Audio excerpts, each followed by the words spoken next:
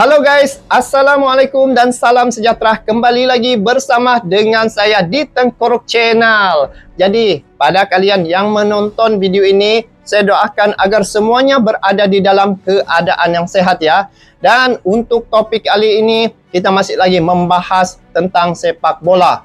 Berbaki 3 hari lagi dari sekarang, Timnas Indonesia bakal akan menghadapi ataupun menjamu Timnas Jepang ya, untuk kualifikasi Piala Dunia 2026 round yang ketiga. Jepang merupakan tim yang kuat. Kita kena ingat ya, bahwa Jepang ini adalah tim yang selalu terbiasa sudah menjadi langganan Piala Dunia sebelum ini. Soalnya, bisakah Timnas Indonesia meraih poin ataupun memenangi perlawanan pada 15 November ini? Jadi guys, bila saya tengok ya, dan ada membuat sedikit analisa. Ada satu tim yaitu Argentina, yang mana Argentina ini adalah juara dunia, tetapi bisa dikalahkan oleh Arab. Kalian pasti ingat nih ya. Dan bila melihat ada 4 laga yang sudah ditempuhi oleh Timnas Indonesia. Daripada keempat-empat laga itu, baru 1 kali Timnas Indonesia dikalahkan. Yang lain imbang menghadapi Timnas Arab Saudi. Indonesia bisa mengimbangi perlawanan itu. Menghadapi Australia, Indonesia juga imbang. Dan menghadapi Bahrain, Indonesia juga imbang. Yang peliknya ataupun anehnya, Timnas China ya, yang pada awalnya diprediksikan bahwa Indonesia bisa kalahkan, tetapi sebaliknya. Jadi dalam dunia sepak bola ini segalanya boleh berlaku. Dan satu perkara yang saya lihat ya, untuk Timnas Indonesia, setiap kali penampilan menghadapi tim-tim seperti Australia, Jepang, Arab Saudi, Bahrain, China ya, ada sejak wajah-wajah baru yang gabung dengan Timnas Indonesia. Mungkin ini adalah satu strategi untuk kekuatan Timnas Indonesia. Kita pun tidak tahu macam mana perancangan Coach Sintayong kan. Tetapi walaupun Jepang di kualitasnya lebih baik, tetapi ini sepak bola, apapun bisa terjadi. Apatah lagi Indonesia adalah tuan rumah dan Indonesia bermain di kandangnya sendiri. Kalaupun seri ataupun imbang menghadapi Jepang, ya itu sudah menjadi keuntungan ya untuk Timnas Indonesia. Dan untuk kedepannya Indonesia harus memenangi 3 lagi laga yang akan berlaku di kandang sendiri, yaitu di Stadion Gelora Bung Karno. Apapun kita coba tengok dulu dan juga mendengar pengamat sepak bola Justin ya, bicara soal laga Timnas versus Jepang pada lanjutan kualifikasi Piala Dunia round yang ketiga ini. Langsung kita dengar apa yang dikatakan oleh Coach Justin ini. Jom. Coach Justin, kita akan melawan Jepang dan Arab Saudi. Kalau saya lihat peringkatnya, itu ada di atas Indonesia, bahkan Jepang peringkat Asia terkuat saat ini. 27 pemain sudah dipanggil, dan yang menarik tidak ada kapten Asia terkuat. Asnawi yang disebut-sebut cedera. Tapi kalau kita melihat sebetulnya Asnawi bermain melawan Bangkok United di Liga Thailand. Sebetulnya memang karena cedera, Asnawi tidak ada namanya ya? Sudah tidak dibutuhkan lagi, Anda lihat Coach Justin. Yang jelas di sayap kanan itu sudah ada beberapa pemain yang bisa diandalkan, yaitu Shane, Rizky Ridho bahkan bisa, dan juga Reinders dan Jakob Yance, itu semua berada di kanan. Jadi stok kita nggak kekurangan. Saya tidak tahu alasannya apa. Stok banyak. Tapi pelatih pasti punya alasan sendiri untuk tidak memanggil seorang, lebih ke tactical kalau saya bilang. Yang saya dengar juga cedera, tapi kalau sana dia tidak cedera, ini masalah tactical. Karena kita juga tahu bahwa performa terakhir itu bisa dibilang buruk dari Asnawi. Cuman siapapun yang dipanggil dan siapapun diturunkan, itu hak prerogatif pelatih. Nggak ada yang bisa intervensi, termasuk PSSI tidak. Hanya saya juga setuju tadi ada cuplikan dari Arya, walaupun Bung Arya ini agak optimis ya, bahwa seri lawan Jepang itu nggak gampang juga. Tapi saya setuju bahwa 3 laga di kandang itu harus dimenangkan kalau mau lolos. dan juga Pak Erick 3 Thohir laga. sudah mengatakan lolos Saudi, 4 besar itu Bahrain, harga mati. China. Dan saya setuju dengan Pak Erick. Tapi kalau kita melihat Coach Justin, ini kan lawannya Jepang dan Arab Saudi. Ya. Dan khususnya Jepang ini mungkin sangat sulit untuk menang. Ada yang mengatakan setidak-tidaknya harus bisa menahan seri, tidak boleh kalah. Dan itu harus terus dipertahankan di sisa 3 atau 4 pertandingan yang ada di kandang. Kalau Anda lihat timnas Indonesia bisa menahan seri tidak setidak-tidaknya Jepang, atau memang jangan-jangan malah ada peluang menang, Coach? Enggak. Macam mana nih? Tanggapan Coach? Kita harus realistis lah. Pemain Jepang itu bukan kebetulan kalau mereka selalu ikut Piala Dunia, bukan kebetulan kalau mereka berada di rank 1, oke? Yeah. Pemain mereka itu bermain di Liga Tier 1, Tier 2, di klub papan atas Eropa, oke? Liga elit kan guys di Eropa. Bermain di Tier 3, Tier 4 di Eropa. Jadi kualitasnya memang nyata. Jadi seri pun untuk saya bilang berat. Bukan nggak bisa, tapi berat. Jadi kalau dibilang harus ini, harus itu, nggak realistis. Tapi kalau kalah pun lawan Jepang, tetap nggak ada masalah. Karena hampir semua negara yang ketemu Jepang akan kalah juga, kecuali kemarin seri. Dan itu benar-benar pengecualian seri di kandang lawan Australia. Satu hal kita jangan lupa bahwa kita berada di rank 5 dengan rank 2 sekarang itu hanya selisih 2 poin. Jadi yang lebih penting itu mau menang lawan Jepang atau lawan siapapun kan kita bicara tetap 3 poin.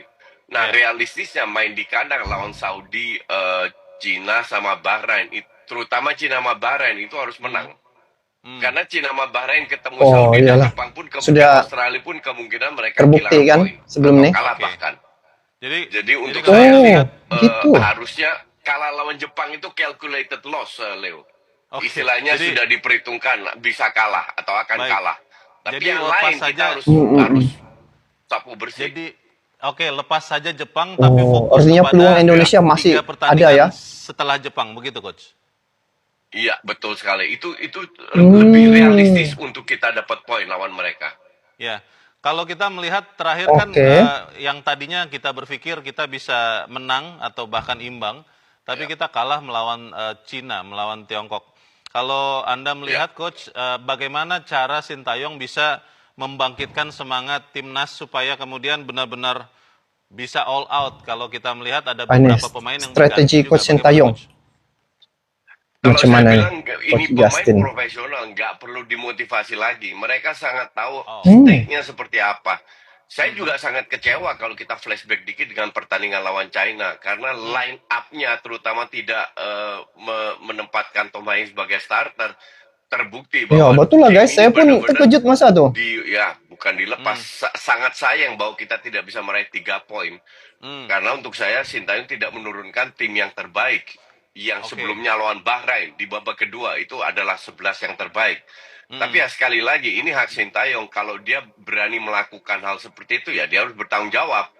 Maka dari itu setelah itu ada pro dan kontra juga kan guys. Erick bahwa ya 4 besar harga mati, terserah mau main kayak gimana. Maka melawan Saudi dan melawan Jepang, apakah kita bisa seri? Ya bisa, tapi peluangnya nggak besar. Di bawah 50% lah, bahkan 30-40% untuk curi seri lawan Jepang. Apakah kita bisa menang lawan Saudi yang ranknya di atas itu? Bisa juga, karena kita tahu mereka mainnya seperti apa. Yang sulit dikalahkan atau sangat sulit dikalahkan itu hanya Jepang. Yang ini bisa dikalahkan, bukan nggak bisa. Tapi kembali lagi, bukan masalah motivasi dari Sintayong atau dari siapapun. Menempatkan pemain yang terbaik, yang cocok, yang kompak menjadi satu tim. Nah ini yang saya itu jarang kritik Sintayong ya. Tapi ini salah satu kritikan kenapa harus pasang ini, kenapa harus pasang itu. Cuman sekali lagi dia yang bertanggung jawab karena dia pelatihnya. Jadi ya kita sebagai netizen terima aja. Jadi di pertandingan yang tersisa STY sama sekali tidak boleh bongkar pasang, the winning teamnya tidak boleh diubah. Ada yang mengatakan salah satunya Coach Justin, Verdong itu tidak boleh ditaruh di center back, katanya. Kemudian juga Tom Hay harus dimainkan sejak kick off. Tom Hay. Anda setuju? Ya Tom Hay masa itu belum main kan? Tidak main? Gini, kita itu sudah punya Rizky Ridho, dan Rizky Ridho menunjukkan lawan China dia masuk lawan Iya, Rizky Ridho pun mantap, guys. Bahrain, dia masuk sebagai super sub di area kiri dan dia bisa. Jadi kenapa tidak menempatkan Rizky Ridho, Itse sama Meng Silhurst? Karena Kelvin Verdong ini lebih bagus menyerangnya, dia punya crossing yang akurat. Dan dia punya shooting ini yang keras juga. Kenapa nggak menggeser dia daripada sebagai defender? Jadi ini memang pilihan, bukan nggak bisa. Bisa aja pasang Kelvin Verdong sebagai di belakang 3, di back 3. Cuman di situ kita kekurangan daya serangnya. Nah, kalau kita ingin meningkatkan daya serang, menggantikan Kelvin Verdong dengan pemain yang kualitas bertanya bagus, yaitu ada di Rizky Ridho. Kelvin Verdong Rizky Ridho ya. Oke. Coach, ada juga yang mengatakan satu faktor penting berkaca dari pertandingan lawan Bahrain adalah asal dari wasit. Yang kita berharap akan ada wasit yang tidak dari regional. Wasit juga turut mempengaruhi kan, guys? Wasit dari Oman. Kalau itu menurut Anda berpengaruh juga, lalu PSSI bisa mendesakkan supaya itu bisa terjadi benar-benar netral begitu, tidak dari kawasan yang mirip, atau seperti apa, Coach? Ya, saya setuju, dan kita ini bukti nyata lawan Bahrain. Kita kehilangan 2 poin, benar-benar dirampok 2 poin. Dan saya juga sayang, setuju, guys. banyak sekali match kita itu dipimpin oleh wasit dari Timur Tengah. Dan ya mungkin Anda nggak pernah tahu tentang AFC ya. AFC ini influence Timur Tengahnya besar. Lobby mereka itu luar biasa. Ya contoh Qatar bisa jadi Piala Dunia kan lucu. Piala Dunia mendadak dalam sejarah digeser dari Juni ke bulan Desember. Money Talks dan 2 ketua terakhir di AFC adalah dari Timur Tengah. Dan satu juga sudah masuk bui ditangkap. Pengurus kita di AFC itu nggak ada satu orang Indonesia. Jadi lobby mereka jauh lebih kuat. Dan saya setuju ini minimal tugas PSSI, dan itu sudah dilakukan untuk berprotes, meminta tidak dari Timur Tengah. Dari Timur Tengah. Masih ada dari Asia Selatan. Betul. Negara kayak Uzbek, yang bisa lebih kayak netral ya. Kita pasti punya wasit bagus lah. Nggak harus dari Korea atau dari mana. Sebenarnya banyak, tapi kenapa harus dari Timur Tengah terus? Itu yang bikin saya lucu. Betul juga kan, guys. Kenapa dari Timur Tengah terus? Area Timur Tengah itu kuat sekali di AFC. Baik, kita. Oke, informasi sangat menarik ya terkait dengan bagaimana Indonesia menghadapi Jepang ya. Dan kalau dilihatlah dari segi kekuatan, memang timnas Jepang ini tim yang kuat, dan dari segi ranking pun mereka memang di atas Indonesia, dan dari segi performance pun memang cukup baik. Cuma yang saya dapat sedikit analisa ya, dan juga dapat bagi beberapa sudut pandang, pemain Jepang ini dari segi postur tubuh lebih kurang sama dengan pemain timnas Indonesia. Coba kalian lihat pemain-pemain timnas Jepang. Dari segi postur tubuh mereka tidaklah besar seperti menghadapi timnas Australia. Jadi itu yang poin pertama. Yang kedua, tentang perkara yang pernah berlaku soal sepak bola nih ya guys. Apakah Indonesia bisa memenangi perlawanan menghadapi Jepang, tim yang kuat ini? Ya mungkin disebabkan bila melihat Argentina, yaitu sang juara dunia sejak, bisa kalah oleh Arab Saudi sebelum ini. Dan yang seterusnya berkaitan dengan laga yang sudah ditempuhi ya oleh timnas Indonesia. 4 laga itu memang dari segi penampilan timnas Indonesia, mereka telah menunjukkan kematangan bermain di situ. Sebab kalau menghadapi timnas Jepang ini, pemain timnas Jepang ini mereka pemain yang sangat profesional guys. Mereka tidak menggunakan ulah yang menggunakan seperti pura-pura jatuh ataupun menggunakan taktik kotor ya. Mereka bermain sangat berdisiplin. Memang saya nampak. Dan seterusnya dari segi kecepatan, pemain-pemain Jepang ini memang cukup cepat guys. Jadi dari segi tekanan awal itu yang mereka gunakan. Jadi yang satu perkara nih ada yang saya jadi curiga nih guys. Curiga kenapa? Karena pelatih Jepang selalu bilang Jepang dan Indonesia akan menuju ke Piala Dunia. Sepertinya Jepang nih kan macam dia mau ngasih poin sama timnas Indonesia. Tidak tahulah bagaimana. Tetapi ya sebelum ini ada kan perlawanan ketika menghadapi Australia yang under 20 yang mereka hanya sekadar bermain begitu-begitu saja, tetapi tidak ada action perlawanan itu. Yang 2 minggu yang lepas yang banyak netizen rasa tidak berpuas hati itu terhadap penampilan timnas Indonesia. Kalau tidak silap di Piala AFF U17 kalau tidak silap ya, nanti betulkan. Jadi itu perkara yang saya dapat gambaran lah tentang timnas Indonesia menghadapi Jepang. Dan apa yang Coach Justin ini katakan memang logik ya, karena Jepang ini memang sudah terbiasa dengan Piala Dunia. Sudah pasti dari segi pengalaman dan pemain-pemain dalam timnas Jepang ini, saya ada lihat ya, tidak tahu sama ada betul atau tidak, 14 daripada 27 pemain Jepang ini bermain di Serie A. Tidak tahu ini betul atau tidak, tapi saya ada nampak tuh beberapa di media sosial ya, di TikTok, pemain Jepang ada 14 itu bermain di Serie A. Kalau Indonesia ada 1 orang saja, yaitu J. Aegis. Jadi sungguh pun begitu, lawan Jepang ini harus ada tindakan cepat ya. Jadi bila diturunkan pemain-pemain keturunan semua yang sudah terbiasa dengan Liga Eropa, jadi paling kurang pun Indonesia mengimbangi perlawanan menghadapi Jepang itu pun sudah cukup baik guys. Cuma yang kedepannya Indonesia harus memenangi 3 laga, yaitu menghadapi Arab Saudi, menghadapi Bahrain dan juga China. Kenapa?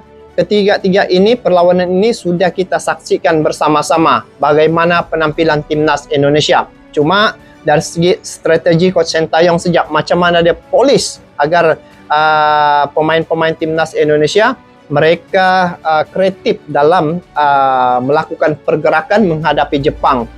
Jadi perlawanan ini memang sangat dinanti-nantikan dan juga ramai yang tidak sabar untuk melihat. Sehingga hari ini saya tengok tiket ludes habis 2 laga nih guys, Jepang dengan Arab Saudi semua habis tiket terjual. Bermakna dari segi orang ingin melihat ya, menyaksikan penampilan timnas Indonesia itu memang cukup ramai, karena tidak ada yang mustahil dalam dunia sepak bola ini. Ada kemungkinan Indonesia bisa menang, ada kemungkinan Indonesia bisa imbang. Tapi harapan kita apa? Indonesia menang, meraih 3 poin. Tetapi sekiranya tidak menang pun, hanya imbang, Indonesia masih ada peluang ya. 3 laga tuh bermain di kandang sendiri di Gelora Bung Karno. Itu adalah kesempatan untuk timnas Indonesia meraih poin ya, menghadapi Arab Saudi, Bahrain dan juga China. Ini adalah satu perkara yang tidak ada yang mustahil apabila dalam dunia sepak bola ini. Cuma saya masih lagi teringat guys, Jepang ini dia pernah katakan ya, Indonesia dan Jepang akan ke Piala Dunia. Jadi kalau mungkin Jepang imbang sejak pun ataupun ya mungkin dia bagi 3 poin begitu, ya Jepang tidak rugi apapun, masih dapat ke Piala Dunia. Cuma inilah yang dinanti-nantikan, bagaimana penampilan timnas Indonesia. Karena saat ini adalah saat yang dinanti-nantikan ya, menghadapi tim yang terkuat ya, Raja Asia. Jepang ini Raja Asia yang akan dihadapi ataupun ditantang oleh Raja ASEAN. Jadi Raja Asia yang melawannya Raja ASEAN. Tidak ada yang mustahil. Jadi apapun kita doakanlah agar timnas Indonesia dapat melakukan yang terbaik. Soal menang kalah itu adalah adat perlawanan ataupun adat pertandingan. Cuma untuk penampilan timnas Indonesia kali ini banyak kelebihannya. Pertama, berlaga di kandang sendiri. Kedua, pemain-pemain timnas Indonesia itu sudah pasti yang terbaik ya, yang akan diturunkan oleh Coach Sintayong. Lagi-lagi ada pemain tambahan yaitu Kevin Dix yang akan memperkuatkan timnas Indonesia. Dan yang seterusnya dari segi kekuatan ya untuk timnas Indonesia ini, apabila timnas Indonesia diberi dukungan oleh satu stadion ya, seluruh pendukung memberi dukungan terhadap pemain-pemain, sudah pasti akan memberi semangat lagi kepada pemain-pemain untuk laga yang akan berlangsung pada 15 November ini. Jadi memang menarik guys info seumpama ini, dan apapun untuk laga yang akan dihadapi oleh timnas Indonesia ini, kita doakan agar Indonesia dapat melakukan yang terbaik sebagai wakil dari ASEAN ya, satu-satunya. Semua mengharapkan agar Indonesia dapat menembusi ke Piala Dunia. Itu yang kita harapkan, dan doa itu kita perlukan. Jadi kepada teman-teman yang menonton video ini, sama-sama kita doa agar timnas Indonesia bisa meraih poin ya untuk menghadapi Jepang dan juga laga-laga yang berikutnya. Jadi kita bertemu lagi di video akan datang. Sampai jumpa lagi. Assalamualaikum warahmatullahi wabarakatuh.